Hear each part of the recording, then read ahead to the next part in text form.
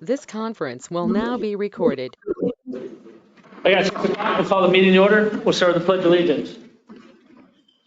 Allegiance to the flag, United States of America, and to the republic for which it stands, one nation, under God, indivisible, with liberty and justice for all.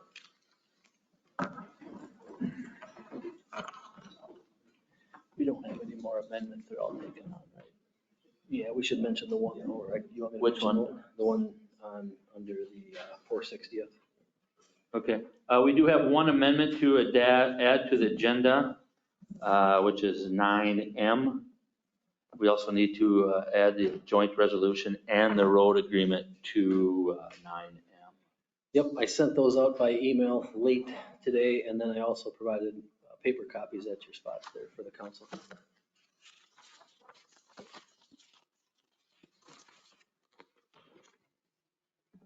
Kind of within 9M. It's not an ad per se, but.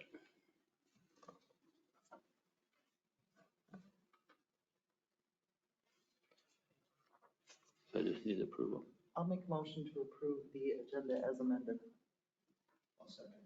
Any further discussions? All in favor? Aye. Opposed? Passes 5-0-0. Review the minutes from a regular meeting on August 17th.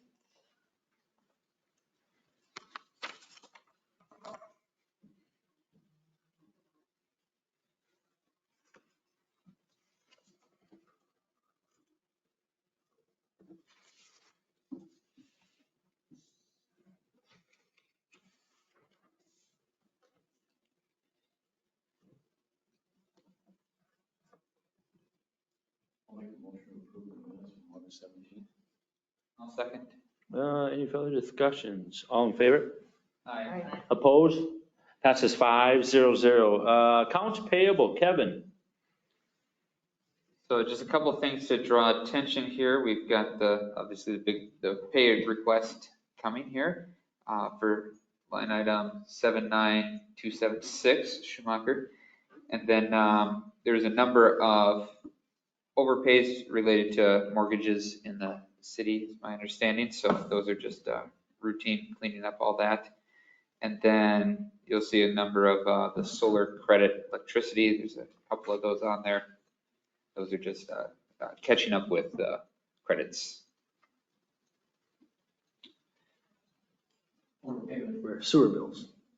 She means the Oh, solar credits. Solar credits. Solar credit. Gotcha. Okay. Which is basically just a pass-through, correct? Solar credits are not a pass-through, that's the portion of the electric bill that we get reduced from Excel. Okay. And then we pay the solar farms.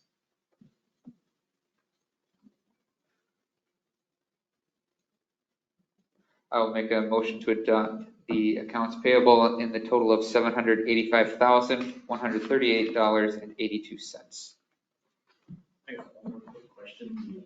Pass through for the fire board. Mhm. What was that? That was an MTFE, MVTFE, the training reimbursement. Training. Yep. I'll second that. We seconded it? No, Second. you did. Okay. Any more questions for Kevin or Kim? All in favor? Opposed? Passes 5-0-0. We'll open the public comments portion. Individuals may address the city council about any terms of concern or items of concern. Speakers must state their name and limit the remarks to 5 minutes. Public comments. Troy? Troy Ness, live on Valley Lane. I'm here on behalf of my water bill, and I'm seeking the council's approval for a one-time exemption or a plea, if you will. Got my water bill in the mail on Tuesday. I've lived in that house for 24 years. My average usage is 4,000 gallons or less.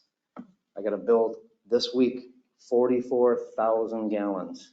And when I talked to Miranda on Tuesday night when I came down for the park board meeting, she had said we had Ron drive up there and double check, and you're already another 35,000 gallons over what's going on. I left the park board meeting, went straight home and shut my water main completely off. The next day I had Ron come up, dump dye into the toilets, try and figure out where the leak is coming from because he says the meters are never wrong. We couldn't find any leak. We let it go for hours, didn't see anything. Turn it back on, the meter actually was running in reverse for a short time. Then it started going back the other way. We didn't hear anything from the water softener. Today I had Paulson up there, had him completely disconnect and bypass the water softener. I still don't know where it's coming from. I'm requesting that I get at least a new meter, but more importantly, I have like 18 months worth of water that went through my house, and it's over $700 in between the August and September bill. I'm pleading for help. I don't even know what to do there. Like I normally have a $40, $50 water bill, and this one here for last month is $420. So I don't even know what to say, but I know the proper channels. I can't just go right through the financial advisor. I can't go through the city administrator. I got to come with the council and see what you guys can do to help out here. This has never happened to me in the 24 years I've lived there. I don't have a swimming pool. I don't have an irrigation system. I don't have anything that I can find the leak of, but I guarantee you right now that water main is staying shut off when I'm not home. And if anybody's familiar with Lally Lane, the water pressure there is extremely low. For the 24 years I've been there, I have a giant compressor pump that's in my basement. So when Ron was there, I showed him, like, you can't even fill up a 12-ounce glass of water without that booster pump. It's basically an air compressor kicking on. It's like a well that you'd have if you lived out in the country. But because we're so close to the water tower, that Bigelow subdivision that came in at the end of 13th Street there all has to have booster pumps individually in the basement. So whenever a toilet gets flushed, whenever the water softener turns on and cycles in the middle of the night, I got an air compressor that runs in my basement. So I kind of told Miranda, there is no way if that faucet was even trickling, that booster pump kicks on, I would know what's going on. So I'm still scratching my head. I don't know where it went, but the softener's out and the shut off is off when I'm not home, so I can't figure out where it's going. But I'm just looking for any help you can give me on the water bill. Thank you. I was in here earlier today and talked to Ronnie a little bit because I know he was out there. Mike, do you know if there's anything else that we can do or look at or that Ronnie can do that define the problem? No, I guess not really. Turn the mic on. He told me that meter running backwards was just, he said it was, I don't know, he said it was just a split second that it ran backward. He didn't even know if it ran backwards, but it clicked kind of backwards and then it took off right away. As far as, I think Dan was in here, was that a month ago or so, we talked about this issue with these meters. I mean, the meters will slow down, they'll never speed up. But, I mean, the water went through the meter in one fashion or another. Where it went, I guess we don't really, at this time want to have any idea. What's the normal policy on putting a new meter in? Does the homeowner pay for that? Does the city pay for that? The city would pay for that second meter. And they're coming anyway, right? We'll look for approval on that later.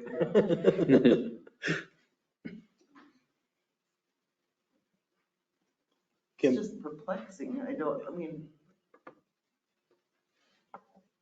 where would it have gone? I don't understand that. And since I've been here the last 3 years, we've had a few of these, and we still have yet to find a meter that malfunctioned. After some research and ferreting things out with a plumber, usually we find out that the toilet was leaking, or we had one in here a few months ago.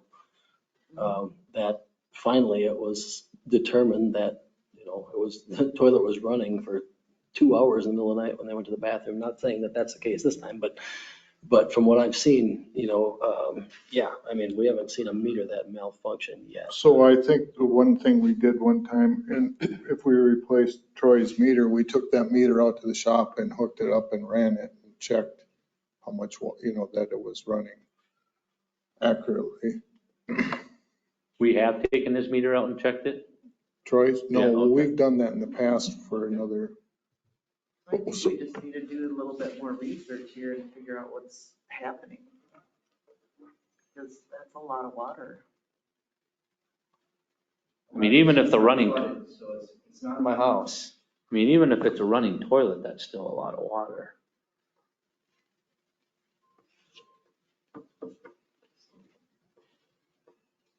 guess I'd say replace the meter, check the meter, try to figure out what happened. I mean, if nothing, if he's shutting it off, maybe we just need to check the meter, his meter, for a day. I don't know how long that takes to get an accurate thing. I mean, Well, I think we just replace the meter and take that, it doesn't take long, we just hook it up to a hose out there and calculate the number of gallons that go through it. I guess that would be my recommendation, is change the meter and then set everything back the way it was and do a month or two of a bill and just see what we get, what we see.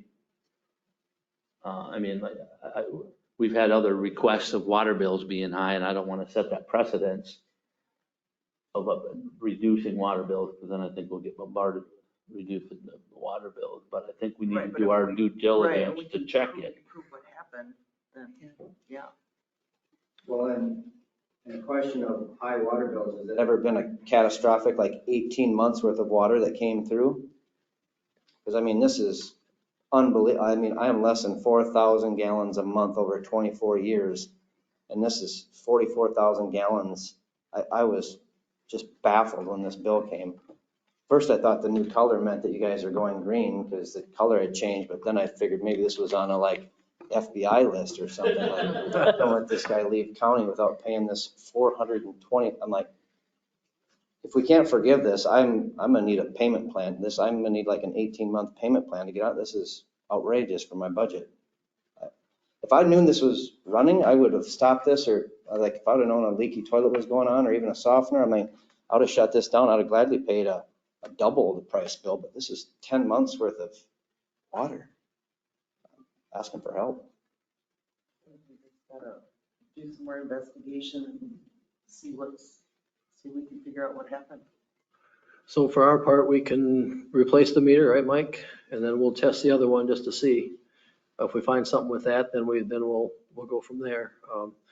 But we can replace the meter and then put everything back to normal and see where the water, if you have the spike again, then it would typically be the homeowner bringing in a plumber to do a whole, every inch of the piping and everything in there, everything to see what was, we just had that one at one of the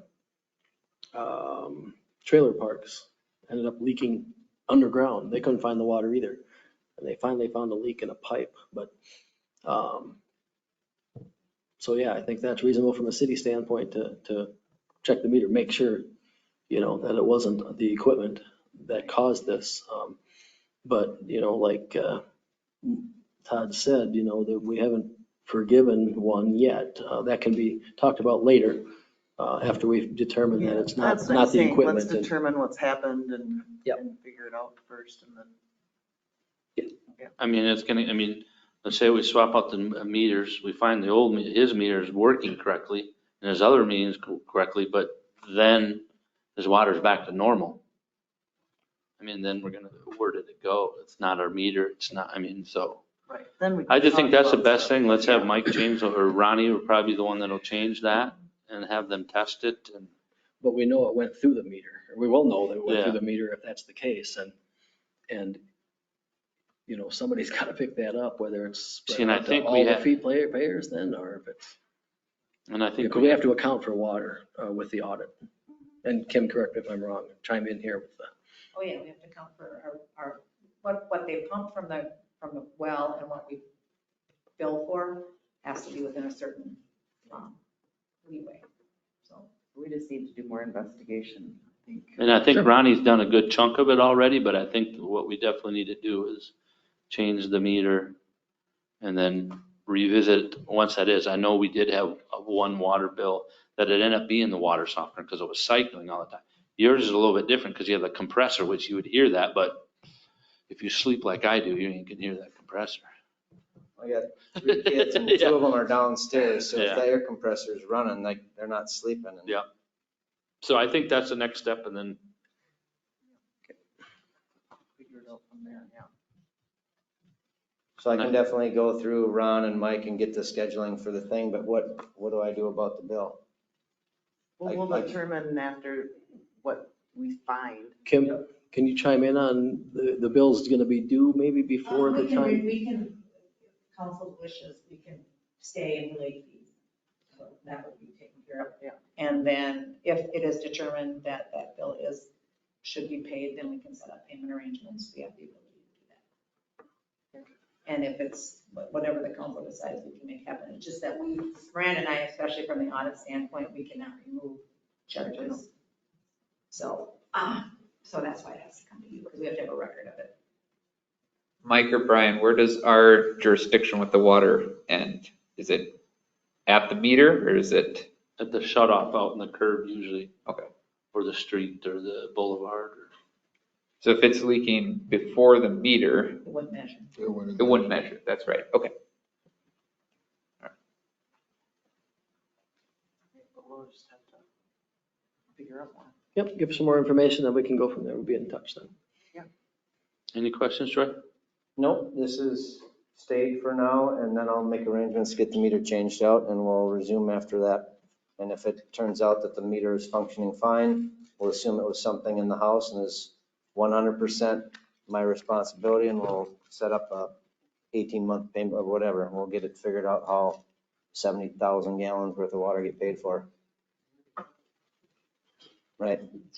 Well, I'm assuming the sewer plant must be flooded if it all went right down the drain, or my basement will be floating or something. That's, I don't know how much the water tower holds, but that's a lot of water that disappeared.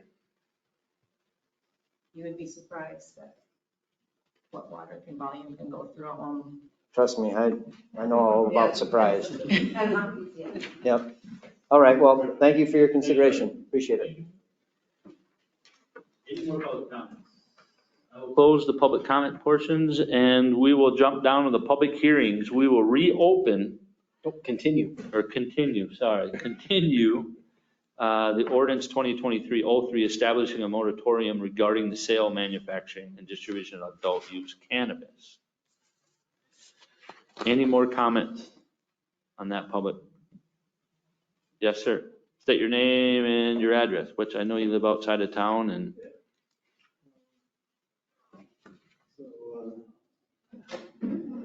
My name is Andrew John Meyer. I live just outside city limits on 180th Avenue.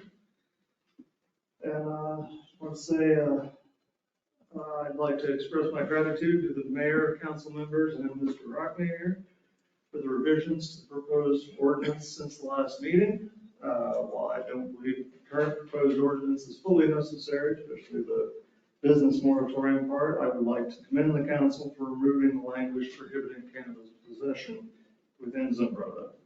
I was similarly encouraged by Mr. Rockney's addition of language clarifying the violations of the public use section of the ordinance for a petty misdemeanor.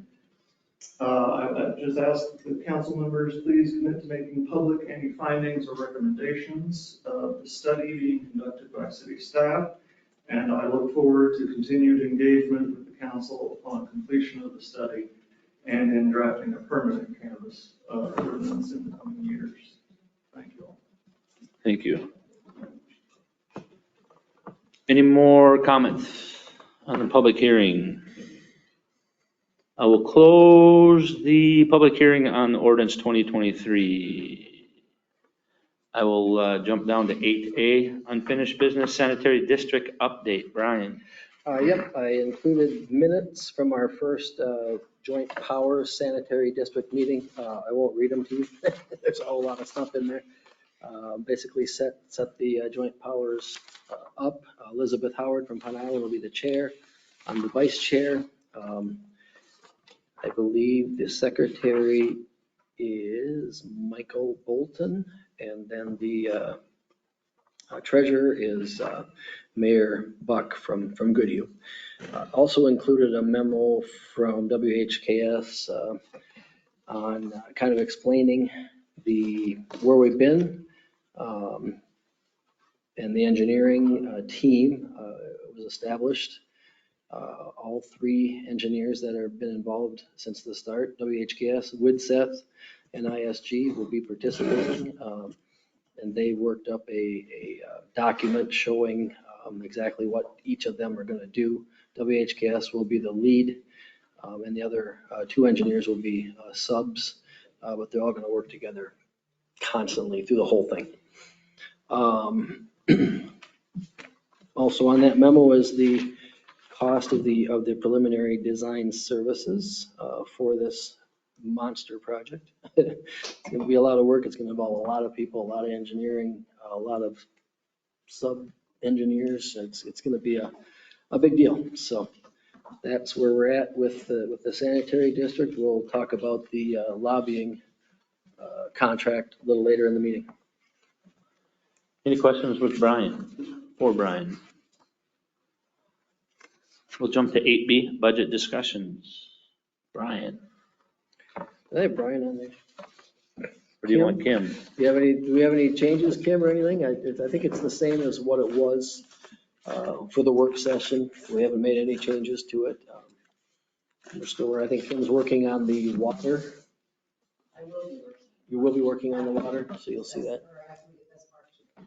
Yep. I will be getting on sewer budgets. They have to come afterwards because they're enterprise funds. They're not taxed. They're not. All right, and we're asking for one more work session on the 12th, next Tuesday at 7 o'clock. We'll talk about that later in the meeting here too. That'll be our final big budget discussion before we go to the September 21st council meeting where we have to approve the preliminary budget. When was that first? What's that? When was that budget or work session originally scheduled for? The 13th. The 13th. Wednesday, yeah. Okay. Okay. Thanks for that update, Kim and Brian. Let's start with new business. National Night Out recap. Shannon. Oh, yeah.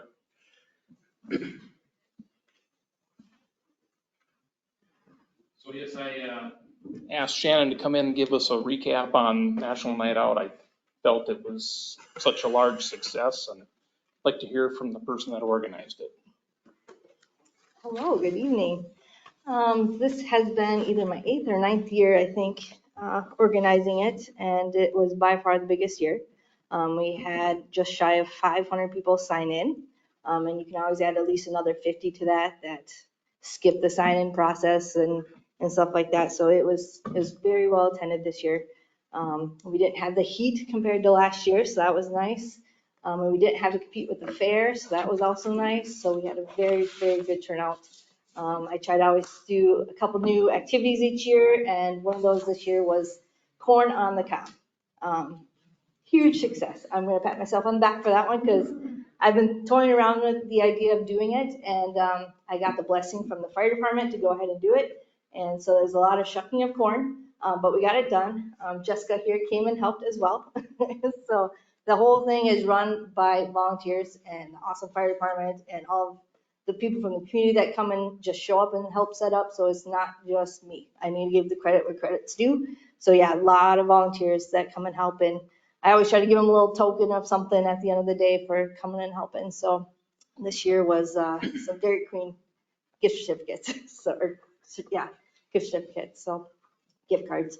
And then we also had new this year, the train, if you got to be there, the train in the back, that was really well attended too. So yeah, we had over $2,000 donated this year towards the event. And I had a little budget left over from the other years. So it was kind of nice having that budget to work with this year. Got to do a little extra stuff, and we can maybe look at doing it again next year. So next year, however, it's going to be on Tuesday, August 6th, which I believe is going to be the first night of the fair. So we're going to compete with the fair next year. But, yeah. Their food ain't free though. And the food is not free. Yep. Yeah, I think what did the fire department said with 400 hot dogs? 425. Then we went back to the store and got another 150 or something. Yeah. So next year, we're just gonna buy 600 and call it good. Yeah. Perfect. Great job. Yeah. Great turnout. It's fun. So, yep. Well, with that said, we would like to award you with a certificate of commendation. You're doing your great job. So come on up here. Yeah, we just wanted to recommend all the help you've done in the last 8-9 years. It's gotten bigger, it's gotten more people. I think I've attended the last 4 or 5 years, and it's pretty amazing. I couldn't stay there as long this year, but you do a great job, and I just wanted to give that to you, show you that we appreciate all the work that you do with that fundraising, your hard work.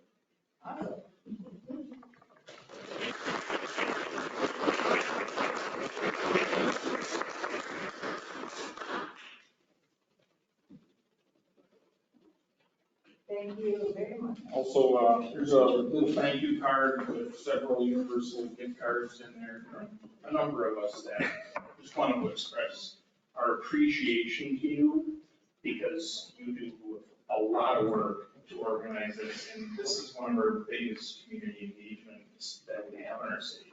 And we don't want you to feel or, we want you to be noticed for what you do here. And you're a big part of the community. And so this is stuff from us personally. Okay, this isn't just from the city, but it's an impact that we have from what you do for us and for the city. So, Thank you. thank you. Thank you.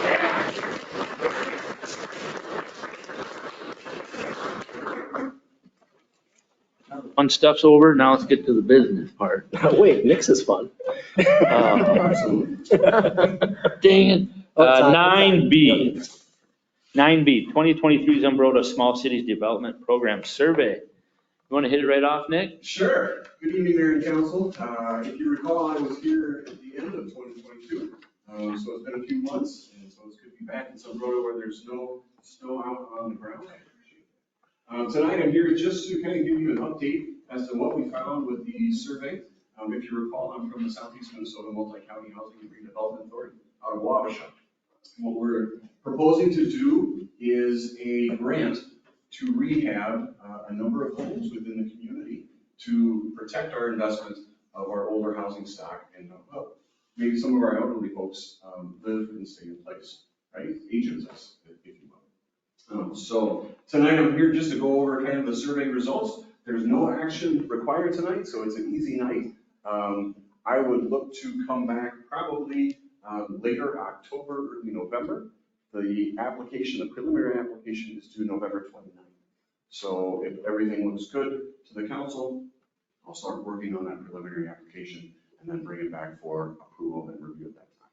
So everybody should have a copy of the information in your packet, just to kind of highlight some of the pieces. So if you recall, initially I thought, hey, what a grand idea. Let's try and do electronic surveys. Well, that didn't work so well. Everybody likes their paper copies, I found. So we worked with Brian and the mayor to get a letter out to folks and distribute that paper survey.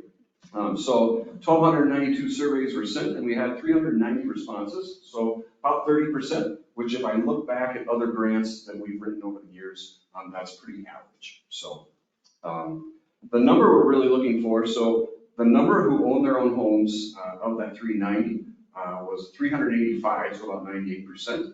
But the real number that DEED is looking for is the number who are low to moderate income and own their own home. It has to be a minimum of 51%.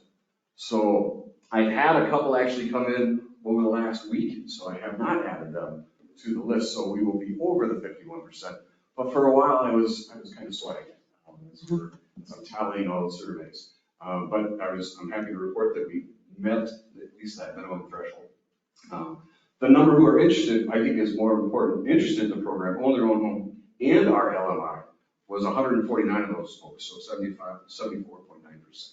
So I think that's a better number, and it's a better story for us to be able to tell. You can see then the number of non-LMI respondents as well. But the average age of the housing stock of the respondents was about 47 years, but those who are LMI interested households was about 57. That's pretty average. As I came from Mantorville last week, I saw my colleague there as well, and their average was just about 60 years old. And that's pretty average as well. So if we look at the summary of findings, the top three, windows, insulation, and siding, there's a little bit of a discrepancy. Most folks think that, okay, they were good, about 45, 52, and 57%. So, and you may look at that and go, well, no one needs any work done. Well, I look at it and I see, well, we've got about 1/4% that are in the poor category. But more importantly for me, I've got 30% probably on average that are fair. So between now and when we receive the grant, a lot can change in those categories. So that's kind of what we're looking for, is how is that going to swing? If they were all good and very little poor, I'd be a little bit more concerned, but we've got that kind of standard deviation in there that we can play with. You can see the other averages for the different categories. The other one that I'm kind of excited about is furnaces. While 62% thought they were good, only 7% thought they were poor, but then we've got that 30% right in there. So a lot can change, because and as I was sitting there looking at the responses for these first two grants, I kind of thought, how do people judge? If I'm getting this, how do I judge? Is it good, fair, or poor? If I don't deal with this a lot, I'm not necessarily sure either. And we've had people call in for their rehab grants for other communities, and theirs is only 8 years old, and they thought it was in good condition, and now we're replacing it. So a lot can change in the time and with the status of your unit. The piece that I would call out, though, the disability portion, as I talked about early on, one of the big programs or pieces of the components of our program is that we can help people age in place, whether it's refurbishing their bathroom to make it handicap accessible with a walk-in shower, bringing up their laundry that's in their basement up to their main level, things like that. Of the 387 respondents, 33 said that they needed those improvements, which is only 8.5%. However, what I really would take away from this is that 24 of the 33 respondents qualify as low to moderate income. And what's interesting too is then if you look at your age notables, all of those were actually in the 62 plus age category. So we would be helping, there are 117 two-person households. So there is definitely a need in some Rhoda for that. So, and then you can see kind of the various pieces that they called out as far as some of the needs that they would like to see taken care of. You can kind of see the age breakdown. Earlier this spring, my colleague and I came over, we did our windshield survey. We drove around Ellison Road and mapped it out. We surveyed 1,143 properties and evaluated that 382 of those properties, or about 33%, were found to be classified as what we would say substandard. You drive by, you could see, actually when we came through, there was snow on the roofs. You could see where there was a lack of insulation in their roofing. The windows were foggy. You can tell when they have old doors. So the siding, those visual pieces. So that doesn't even talk about the inside pieces, whether you have outdated electrical, outdated plumbing, things like that. So this is a great start from my standpoint. So according to the numbers that we looked at, it looks as though if we were to max out the grant at $24,500 max deferred grant. So if you recall, we look at doing a deferred grant loan. If you stay in your home, had it been 10 years, we're probably going to shrink that to 7 years. If you stay in your home for 7 years, it's a free grant for qualified income folks. So, and to max the grant at $591,675, that would get us about 21 rehabs in town. I looked at 20, but then we only were able to get about 575,000. So it's really kind of maximizing the number of homes that we can help and the grant dollars. Unfortunately, if you recall with the resolution that you approved back in 2022, the city is leveraging $10,000 of its own funds, and Senator will match that as well.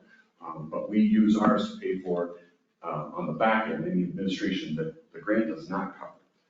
But what we can do and plan to do with the $10,000 from the city is if we max the loans at $24,500, we can do an installment loan of up to $500 per qualifying resident.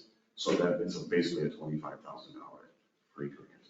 Anything over and above, that is then their responsibility to bring that in. So, and that's where Dean is actually looking to move those programs. We've gone citywide. There used to be tiers where it was almost like a 90, 80, 70 to where, depending on how you income qualify, determined how much you had to bring to the table as a homeowner. We're finding now with the cost of supplies, materials, labor, we're barely being able to get projects done at $25,000. We're really pushing D ability to actually go higher. And then we're always looking for other programs to bring in additional monies. We work closely with Sunpac out of Rushford.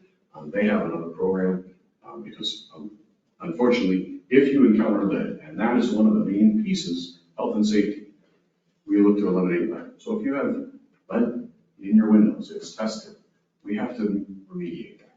We have to mitigate that. So we can wrap it, they can paint it, there's different options to that.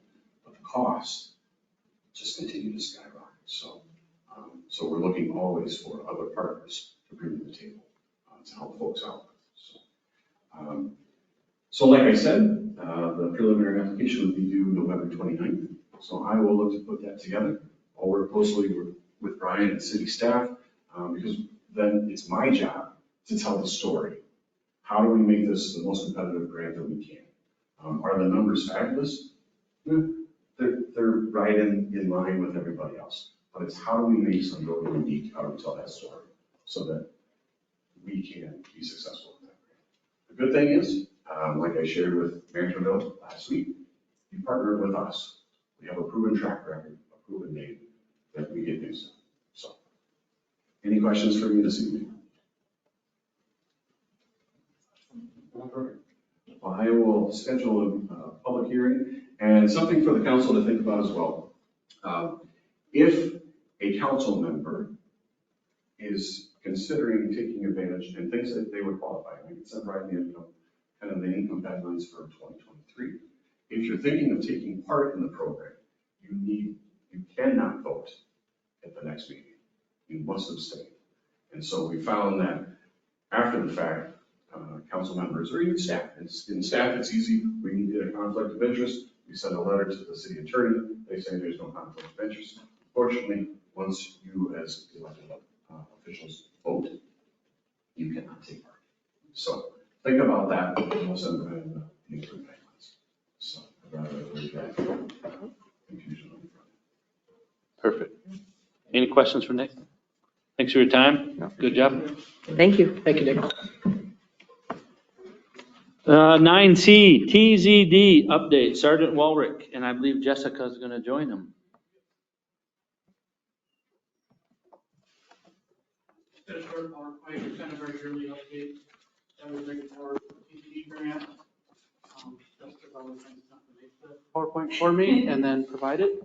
So, yeah, just kind of some updates, numbers for the state level, and then I'll try inputting any local stuff that we have with it as well. Good evening, I'm Jessica Sade. I have been working on TZD, which is Towards Zero Death, since 2014. So I have been here numerous times, but as Walrick said, we're here just to tell you a little bit about what's new.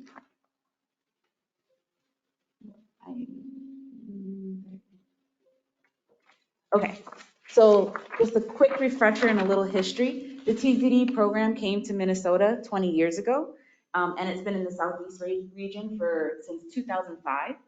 It was created by the Minnesota Departments of Public Safety, of Department of Health, and Department of Transportation. And it was as an approach for traffic safety to work together to get it to zero. It required building connections between state agency and local agencies. And so the magic of the program is that there's so many traffic safety partners throughout the state, and that's what's made it so strong for so many years. Quick overview, our TZD vision is to reduce fatalities and serious injuries on Minnesota roads to get to zero, and our mission explains how we're going to do that. To move Minnesota towards zero deaths on our roads using education, enforcement, engineering, and emergency medical and trauma services. And so how are we going to do that? Collaboration. And so the TZD focuses on 4 strategic areas to reduce crashes, and that's education, enforcement, engineering, emergency, medical services, and of course the 5th one, everyone, because everyone shares the same roads. So when TZD began in 2003, we were seeing an increase in traffic fatalities. 655 people died on our roads in 2003 alone. 2022 preliminary reports show that the number was 444, which is a decrease of 33%. So what does that mean? It means if the trend were to have continued, it means that 4,289 lives have been saved. And all the E's have come together to do that. And since 2003, serious injuries in crashes are half of what they were, so a 50% decrease since 2003. So to go over some statistics from last year, in 2022, there were 444 traffic-related deaths on Minnesota roadways. Speed-related deaths were 32% than at this time last year and 4% less than 2020. Yet, we were at a 56% more than 2019. 2019 was our lowest year since 1946, I believe, for traffic fatalities. And then COVID hit and we had an extreme uptick in traffic fatalities. In unbelted fatalities, they were 24% lower than at this time last year, 20% lower than in 2020, yet a 15% higher than 2019 being that lowest year. When we look at the age of drivers, according to 2021 crash facts, traffic crashes are a leading cause of death in young people. In the state last year, 133 people under the age of 30 died in crashes, representing 27% of all traffic deaths. And looking at it nationally, the National Safety Council reports that crashes are one of the leading causes of death among persons aged 1 to 24. Among people injured, young people especially pay the price. There were 9,939 people under the age of 30 who were injured, representing 41% of the total number of people injured. And many people have noticed the increase in speeds on our roadways. It's not just our imagination. In 2018, State Patrol issued 448 citations for speed in excess of 100 miles per hour. In 2022, that number was 1,184. Quite a difference. Which in Zumbrota, we've seen an uptick in our higher speeds as well. I know myself personally, I've been here 7 years. It took me till this year to get over 100 plus, and I've had 2 or 3 of them this year. So they're definitely speeding up a lot more. And the construction isn't slowing them down. My fastest one was going into the construction zone, into the single lane at 117 miles an hour. So.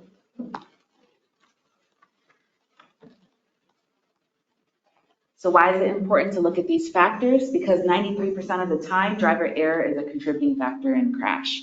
And this shows how those factors are interconnected. So one of the E's that we don't often talk about is engineering. And 2 of the main engineering goals regarding our roadways are to provide a system to keep vehicles on the road and then also make that system forgiving so if a vehicle leaves the road. And here's just a list of some of the relatively low cost, high benefit safety solutions that have been done statewide. Technology is an important tool in improving safety. It's not the only tool, but it's one that gives us additional ways to look at keeping workers and motorists safe. So in District 6, there's been a range of efforts implemented. Bike and pedestrian safety improvements. TZD includes all roadway users, not just motorists. And so we want to make sure we're keeping our most vulnerable users safe as well, bicyclists and pedestrians. Traffic-related fatalities are preventable, but it requires pedestrians, bicyclists, and motorists to do their part. So whether walking or driving, we need to act responsibly. Work zone safety. It was perfect that you mentioned that specific ticket. But work zone safety improvements. Here are pictures of the auto flagger sign used in work zones. It's a portable system that can be used to control traffic during lane closures. And it replaces human flaggers and provides protection for the highway workers. Electronic workers present speed limit allows the speed limit in work zones to change when workers are present. One place, for example, statewide that this is southbound Highway 61 in Kellogg. Reflective on back of the snowplows. It's an inexpensive safety improvement. Went from 6 snowplows hit on I-35 in 2021 to 0 last year. And as of Friday, September 1st, there have been 253 traffic-related deaths on Minnesota roads. compared to 288 deaths at this time last year. So we, like I mentioned, 2019 was the lowest fatality rates in the state of Minnesota in many, many, many years, many decades. And then we went the exact opposite direction, and we had a really bad trend going. So now we're starting to see our trend going down in the way that we want it to be going, but we still have a lot of ways to do. So can we get to zero? Zero is attainable, but it will take all of us working together to get there. We all play an important role in the safety of our roadways, not just in our professional lives, but in our personal lives. So talk to your friends and family about making good choices behind the wheel, be a role model, and get involved if you can.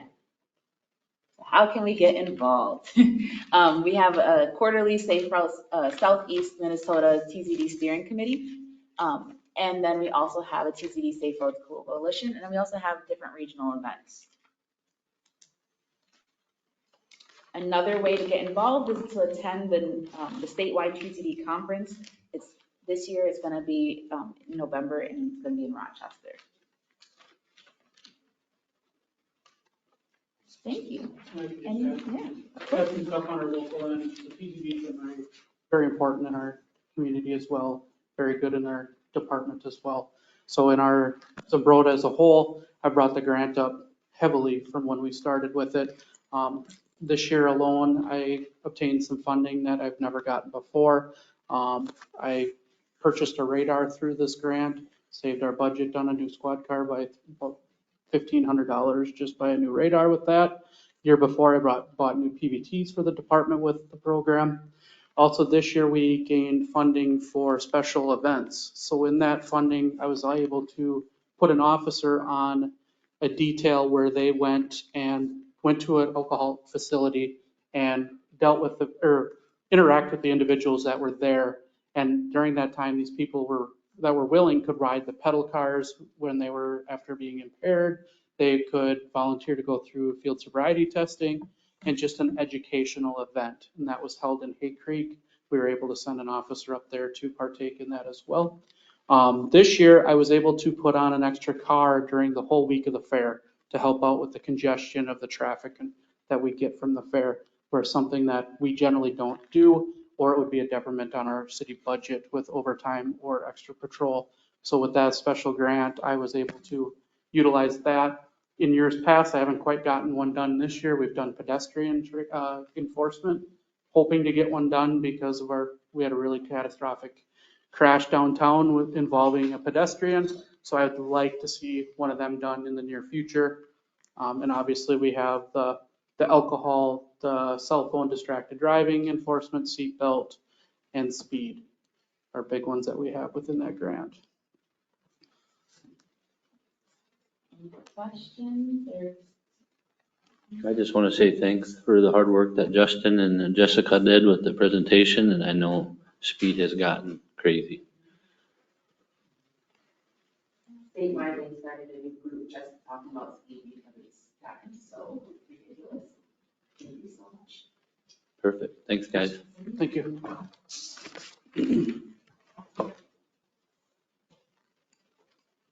9D, Jefferson pay request. Mr. Scott, you got 30 seconds. Thank you, Mayor. If I may, I'd like to give a brief update on the Jefferson Drive project. If you're good with that, I will. So changes are occurring out there. Today, concrete curb and gutter was poured from the Mayo Clinic up to Larson Drive. They're going to finish driveways in that area tomorrow, and then early next week, Tuesday and Wednesday, concrete curb and gutter is going to get constructed between the south side of First Street and Fifth Street, and driveways will be completed on that area as well early next week. The areas that have curb and gutter, which is all the way from Highway 58 up to Larson Drive, and then the area that's going to get curb and gutter next week from just south of First Street to Fifth Street is going to get blacktop paved on September 28th. The underground utilities are progressing nicely. There's only a few water main and storm sewer tie-ins, so we are almost completed with that. And you will start to see seed and sod getting placed shortly, just west of Highway 58, all the way to where they have curb and gutter completed. The only other thing I would like to mention is that the sod that was placed east of Highway 58 has gone through its maintenance period. So that sod is now the responsibility of the property owners. Maintenance instructions are posted on the city website, and we have had that included in our weekly updates that that will be the responsibility for homeowners to maintain. So that's the brief update. What I have for you tonight is pay request number 6. This has an itemized breakdown of what has been completed up through August 25th. What I'd like to point out is on the very back page, we have change orders number 5 and number 6. Change order number 5, Bill described a little bit last time when he was here. That was for directional drilling a water main underneath the box culvert. And then we have change order number 6, which includes modification of a sanitary sewer structure in 4th Street, some traffic control that was requested by Mayo Clinic, and a detour on 5th Street.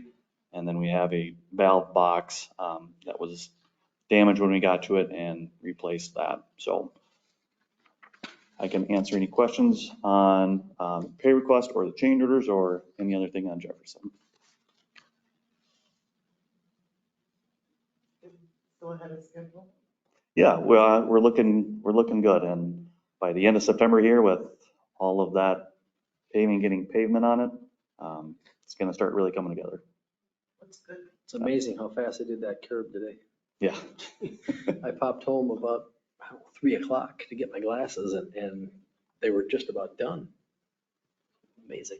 When do they put the second layer of blacktop, the final blacktop? Would that be next year or would that be yet this year? No, that's all planned on being this year. Okay. So they do the 2 lifts and then they come in and do the backfilling of the sod. So they don't beat it up and then the 3rd lift will come, the whole thing, right, later. They were talking about doing the first section maybe, but. Yeah, on the 25th, they may come and do that first section for a quick trip. Finish that up.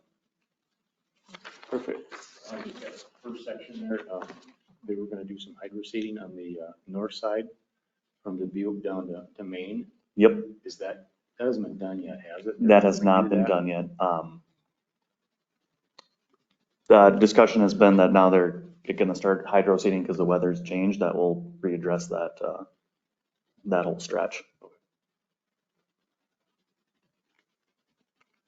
Perfect. I think we need a motion and a second to approve the pay request. I'll make a motion to approve the pay request. Second. Any further discussions? All in favor? Aye. Opposed? Passes 5-0. Thanks, Scott, and thanks for all your hard work. 9E, ordinance 2023-03, establishing a moratorium regarding the sale, manufacture, distribution of adult use cannabis in the city of Zumbrota. Brian.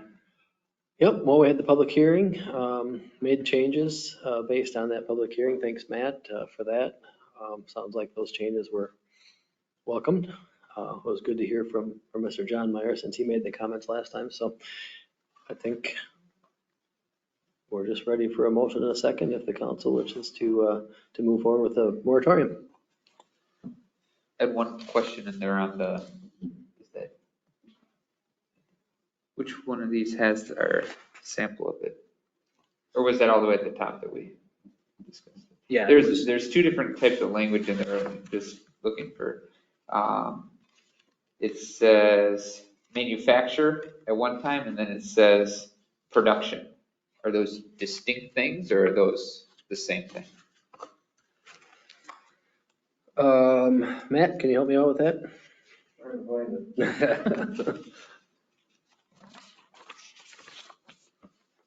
I think it came out. So the language of the first sentence refers to manufacturing and sale, but then the little single sentence in B, second paragraph, the moratorium shall not apply to the sale or production of. That's related to a different item there, but I'm just curious if that language is interchangeable or if that's distinct. Those are 2 different things.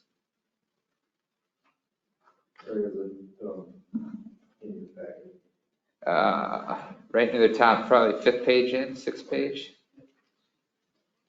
8. I can't count. Right after 8th accounts page. payable. Well, it'll be right after my memo, actually. And then you're under B, Kevin? Yeah, under A, it refers to manufacturing. Everything in the ordinance that pertains to the cannabis uses the language manufacturing, but this little mention of it not applying to the production of low potency hemp is the only place that word production is. And I'm just curious if that's the same concept considered, or is that a completely different process that's being identified there?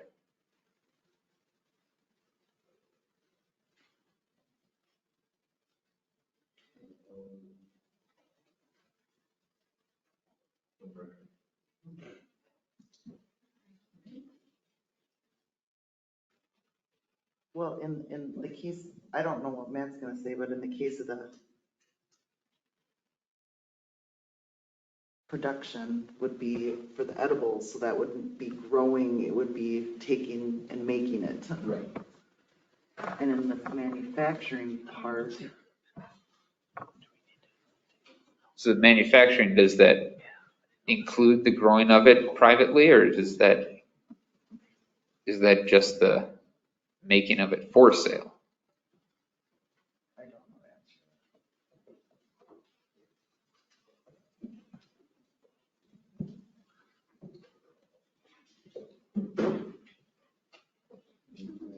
So manufacturing is the last whereas clause, right?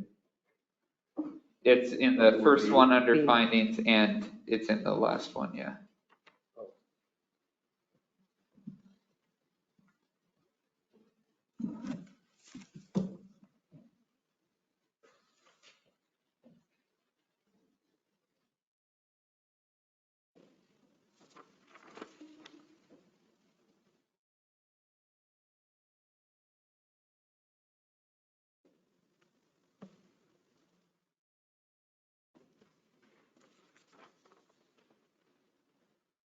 Was there a concern in C, or we? Yeah, where is the production again? Is it C that? B, under B, it just says moratorium shall not apply to the sale or production of low potency hemp edible products. I think that language might be taken either out of our edible ordinance or out of the statute. Because that's a completely different law applied to the edibles that was previously passed by the city. So I think I'm just taking the same language out of there. I guess, what's your concern, Kevin? Because I don't. So is this banning people from growing it themselves? Is that, if it used the word production all throughout this, then my assumption was that it was just prohibiting the making it available to sell type thing. But manufacturing has the idea that you would be growing it yourself. Are we banning it from people growing it, essentially? Right. And I think that's where the difference is there, because the line that you're talking about speaks directly to low potency hemp edible products. And that would be a production. Yeah, you're taking something from one form and you're making it into another, right? You can't grow a low potency hemp edible product. You have to produce that. Yeah. Where the rest of it talks to the manufacturing. I think that's the plant. So then this is essentially saying then that you can't grow it yourself. Am I right in that? No, to me, the production is saying you can't, that you can. Manufacturing. Produce low potency hemp edible products allowed within the ordinance. But can you grow it yourself? Not the edibles, cannabis. Within statute, yeah, you can grow it at your home, right? That's my question. Does the word manufacturing mean grow, or does it mean something else? We're gonna have to consult with the statute, which is about that. I know. Yeah, we could suspend this again. I think I took that language right out of the statute. So, which, I'm gonna go off on a little tangent here, but it seems like anytime there's some major legislation from the state over the last 5 or 10 years, sometimes it's poorly drafted and it's hurried up and not well thought out, and that's gonna be past moratoriums until we get this stuff figured out. I can take another look at the original statute, and the intent for the city was to just kind of mirror that language, but we need to take a look at how the state defines manufacturing and how it's applied to this moratorium. We can do that. Well, let me ask, Pat, you're gonna be the one enforcing this. Would you understand that language manufactured to mean people growing it themselves? I personally, I would think production would be growing and manufacturing would be making something. Okay. Just based on the actual term. I mean, when you think of produce, you think of stuff you grow. But then again, I mean, I don't know if that's necessarily interchangeable terminology between the two, but that's kind of how I would just see the two words being different. Okay, because I'm happy going forward with what we had talked about, as long as we're all on the same page that people doing this on their own land that's the okay section. What we're not okay with is them turning it into a product and stuff, right? That's what we've been talking about. Distribution, right. Yeah. So in that case, then I wouldn't make Matt go back and research more on this unless you're really wanting to do that, but okay.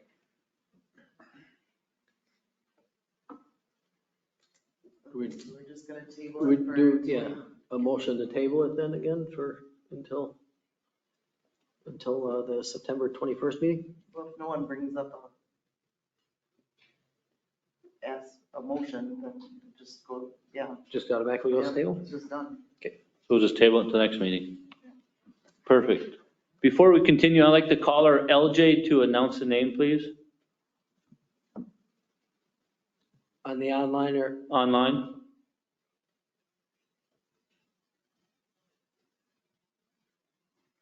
Caller LJ, please announce your name.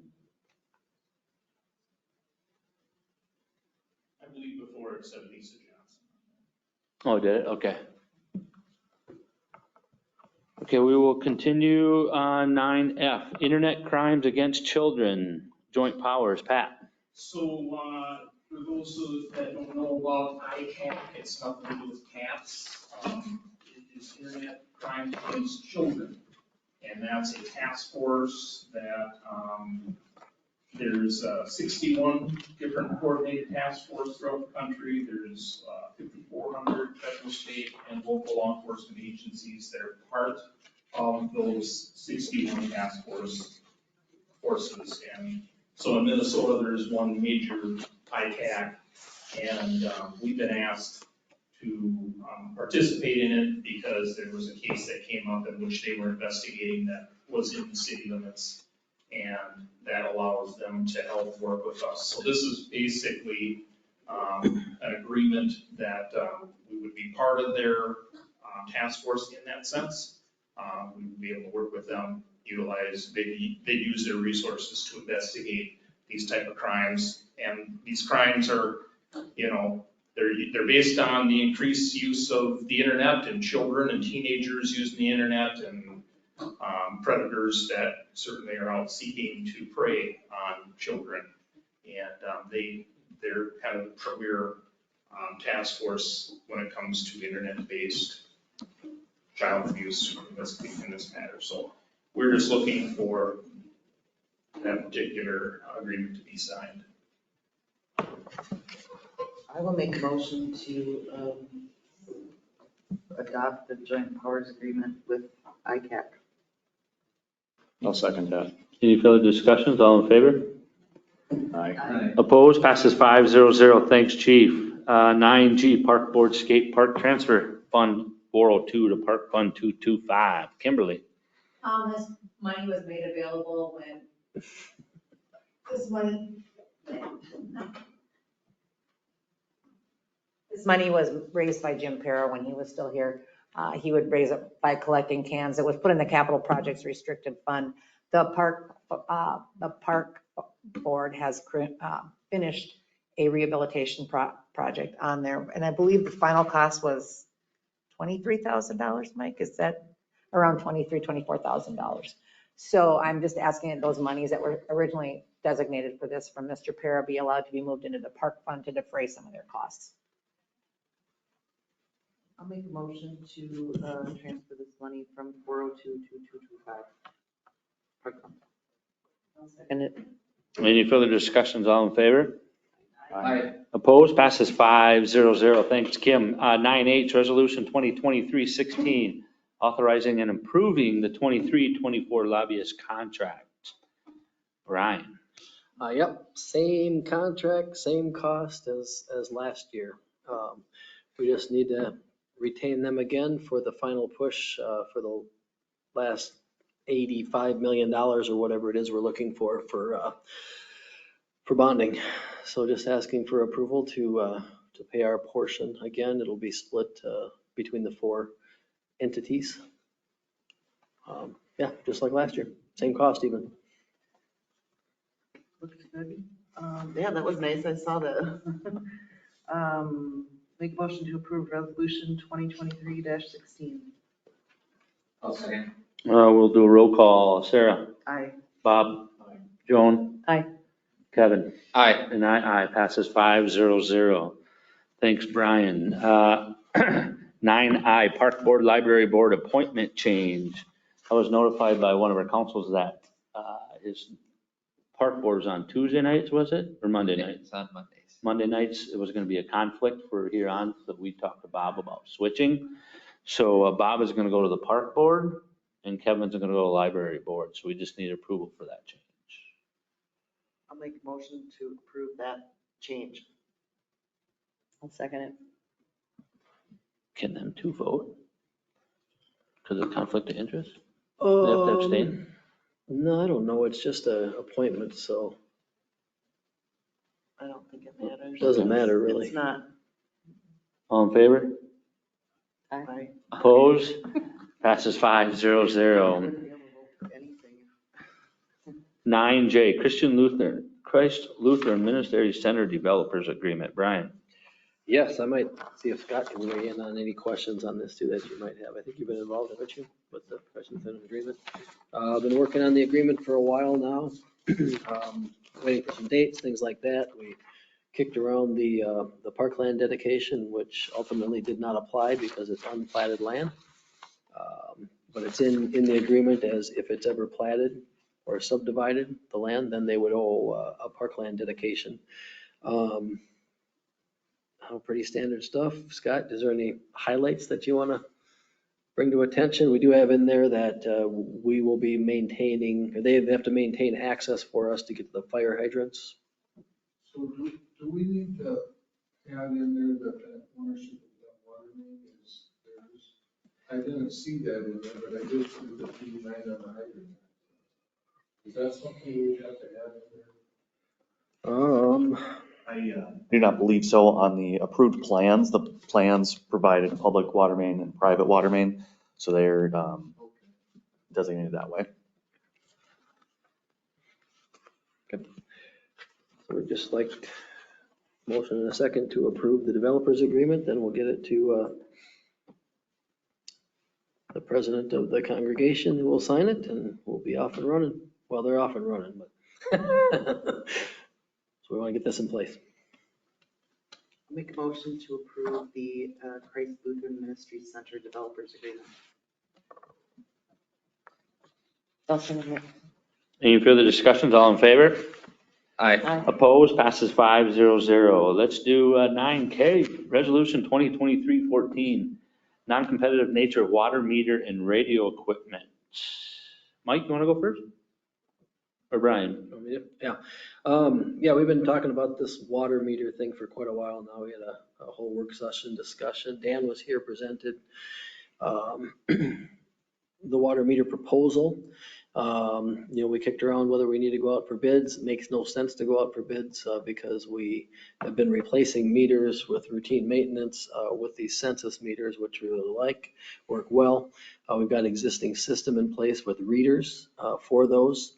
So ultimately, we worked with Dan, and they are the sole distributor. So this has been done in other communities with a resolution similar to this. Basically, what we're saying is that there is no other bidders out there, given the nature of this project and request. It's basically an upgrade.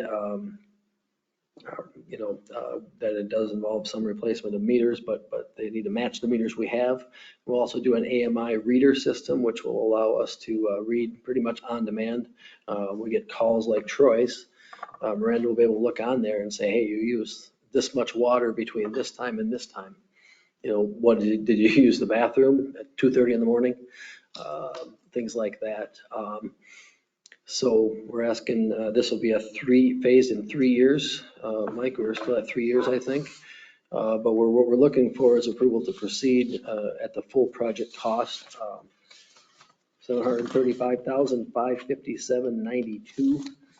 We have quite a bit of that modeled into the fee structure from our last fee study with Ellers. I think there's a little more there that, since we started this, things have gotten a little bit more expensive. There's $630-some thousand in meters and then $104,000 just about for the AMI radios. I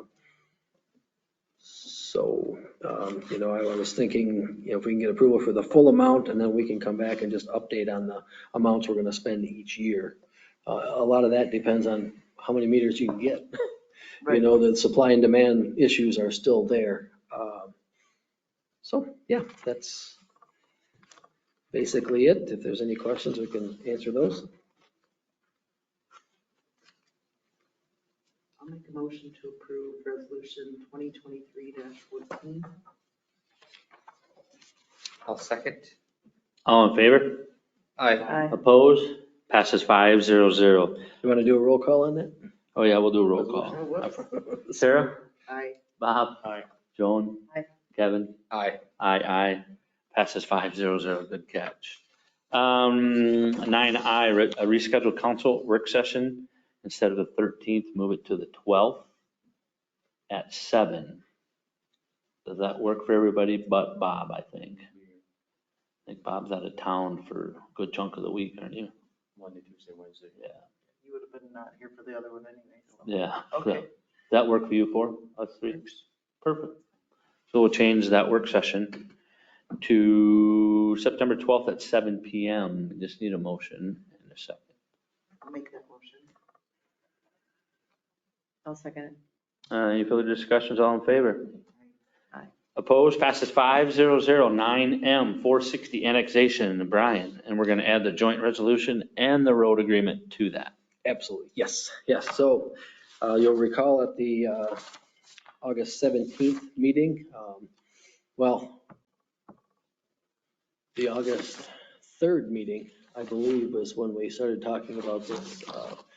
The Zumbrona Township was in attendance, and we directed them to submit bills because they wanted reimbursement for maintenance and some other things. And so they submitted bills. I reviewed those bills and came up with $45 that was applicable. Sent that back to them, and then you approved the payment of $45. So we sent that back to them, and then they requested another meeting just to clarify some things. And then they came with this breakdown that you've got in your packet, which makes a whole lot of sense. It was a wonderful meeting. They, went really well. And so what they did here was broke down their maintenance costs for that portion of the road. It's broken down into 1/6 of a mile. So that is that half of that portion of the road, which comes up to $1,313.42. So that's the things that they have done on that portion of the road that was annexed into Zumbrona in 2019. So Kevin was at the meeting with me, and I think it makes a lot of sense what they presented this time. So I'm asking to rescind the $45 and instead grant them $1,313.42 42. Now, that number is reflected in Resolution 2023-17, which is the joint annexation agreement, the joint orderly annexation agreement. I think I'm saying that right, Matt? Which they will act on. If you act on this, we can act on the resolution if you wish to approve it, and I'll get that to Lori and Roger over at the township, and then on Tuesday next week, they will act on it. We'll get it signed and we'll get it off to Star Holman, who will facilitate the annexation. That'll take just a little bit more time after that. So that's the resolution. Also during the meeting, Zumbrota Township requested a maintenance agreement. The one you got in your packet, we did make some wording changes on that. So the one you've got in your packet just says agreement, something about the annexation. So we changed, this was late, just before the meeting. Matt and I got to talking about it. Change it to road maintenance agreement between the Township of Zumbrota and the City of Zumbrota for a portion of 460th Street. The second, whereas we kind of clarified that portion of the road. Really what Zumbrota Township was after was something saying that we will maintain up to that line that was annexed in, and then they will have the rest of it. It also says it supersedes the agreement they had with Pine Island Township and some other legal things like that. So that's what the second motion would be to approve the road maintenance agreement with Zumbrota Township. Can we just do it underneath one motion? I think being it's a resolution on one, I should probably do it separately. The first motion has to be to rescind the $45. And pay them the $1,300. Doesn't that go in the resolution?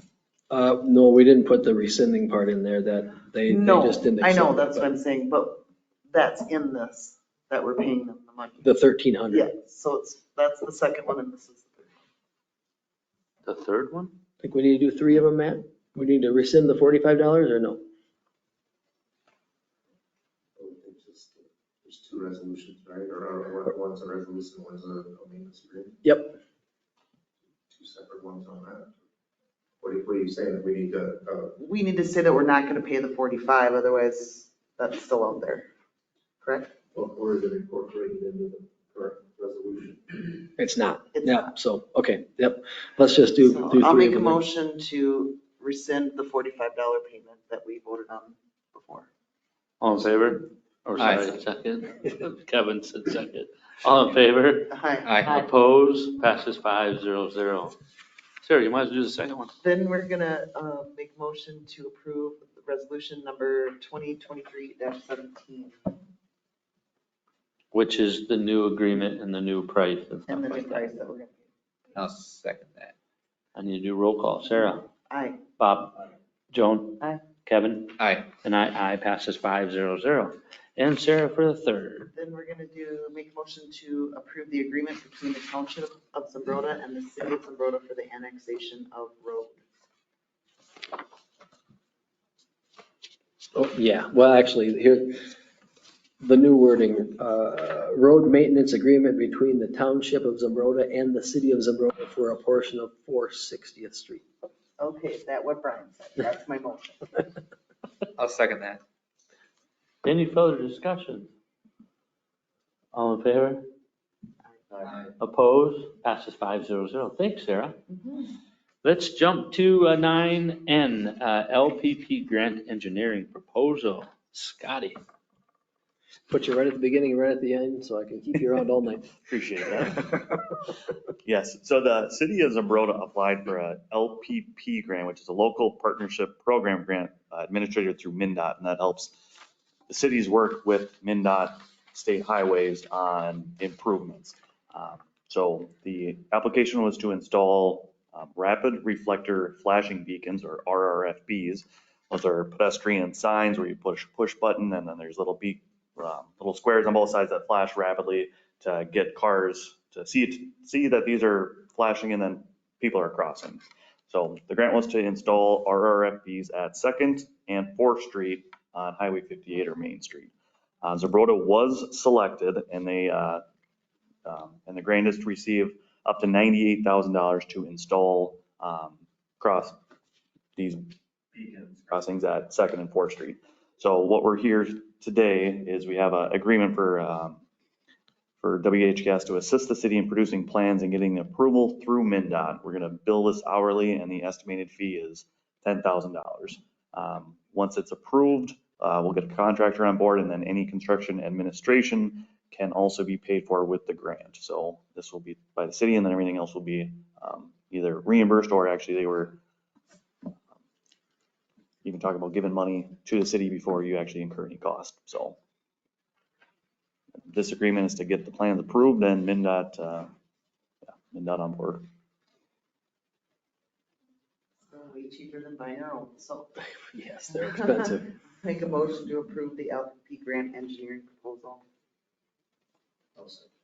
All in favor? Aye. Opposed? Passes 500. Thanks, Scott and WHKS. 9O, post 2 police officer positions. Chief. So I've put a memo in requesting permission to potentially post 2 positions. This way I don't have to potentially wait for another council meeting to occur. We're still waiting to see how things go here. So we don't know exactly when, but usually that's kind of one of the hiccups, is having to wait maybe a week or 2 before we can even get permission to post such a position. But that is, we are anticipating 2 positions needing to be filled, as 2 of the staff have accepted conditional offers with Goodhue County. So just I assume if only one goes, we only do posting for one? right. It's just based on to appropriately post for those positions at will once we have more information. So when none of them leave, then we don't have to post, correct? That would be in theory, yes. Perfect. So chief is just being proactive instead of reactive and waiting on time, so we can work on the posting. So that's the purpose of this. I'll make a motion to approve those postings as presented. Second. Any further discussions? All in favor? Aye. Oppose? I should oppose, but I won't. 500. Thanks, chief. 9P, amend urban chicken ordinance to add laying ducks. Brian. Well, it sounded like a duck over there, didn't it?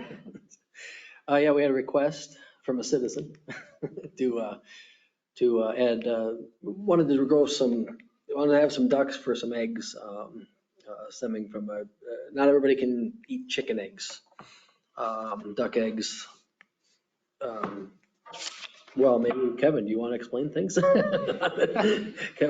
Kevin actually made the request, so he can't vote on this, but he can certainly help me explain it because he's a duck expert. Right, so with duck eggs have a different protein structure than chicken eggs. My wife is allergic to chicken eggs, but she can eat duck eggs. So our hope was the raising of a few ducks in order to produce eggs for consumption.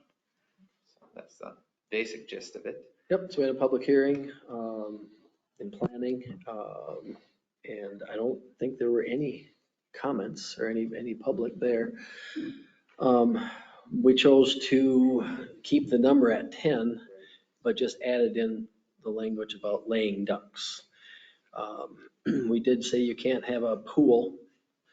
Kevin educated us on that. There's a way that you can provide water for them to wash their Ducks just need to be able to get Nostrils. their vent and their nostrils cleaned, and they can clean their whole body with that. They don't need full access to submersible water.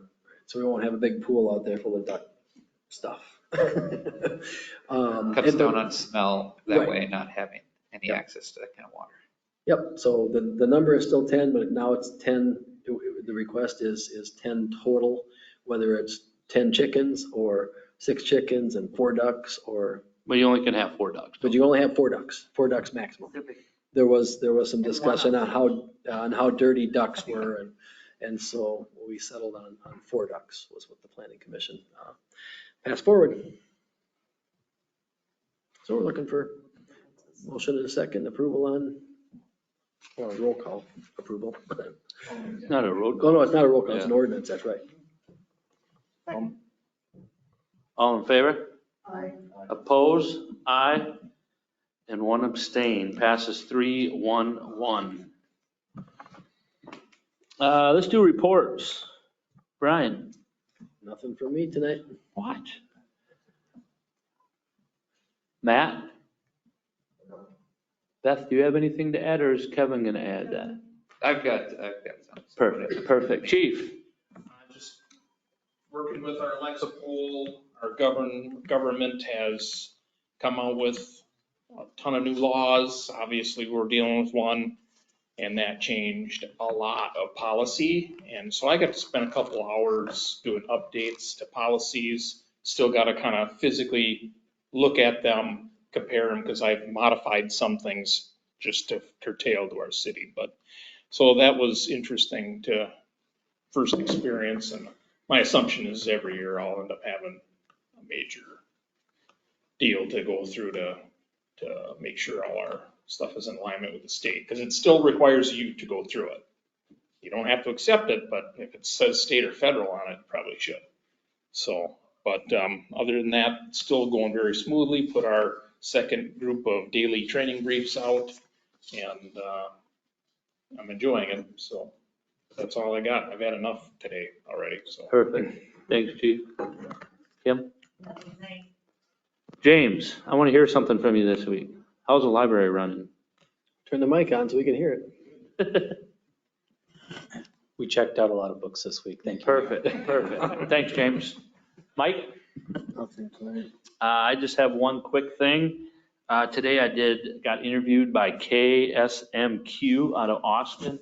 They're doing a mini documentary of the covered bridge. So they were here for about 3 hours. They come around town, taking pictures, and they interviewed me and asked questions. And that'll be out 2 to 4 months, they said. So I did that today. Sarah? I'm good. Bob? Joan? I'm good. Kevin? Two things. Just an update on the Zabora area ambulance. The big thing is just the potential damage to the parking lot from all the heavy equipment using their place as a turnaround. So that will probably, it's being assessed whether or not that needs, what type of repairs that would need. And that would then incur additional cost, and either fundraising or us as a city would have to pay a portion of that, so. The damage from All the heavy equipment. Jefferson heavy Yes, equipment, or the yeah. electrical company that was running? I believe it's primarily Jefferson, isn't it? There's been some concern about the heavy equipment with the Jefferson Drive construction and all of the trucks using that parking lot for turnaround and so forth. But we're also investigating whether that parking lot damage is also aging issues. And so we're still kind of in that investigative state. Okay, perfect. That there's the potential for looking for more money there. The other thing was just the park board. Brian, they were going to contact you about best dates for election referendum, I believe is one of the Yep, things. no, I think we were targeting the general election, 2024 general election. Okay. All right. So yeah, they're working on that for ideas for the new pool funding. That's all I have. Perfect. Meeting adjourned. My kid was trying to catch up, Kevin.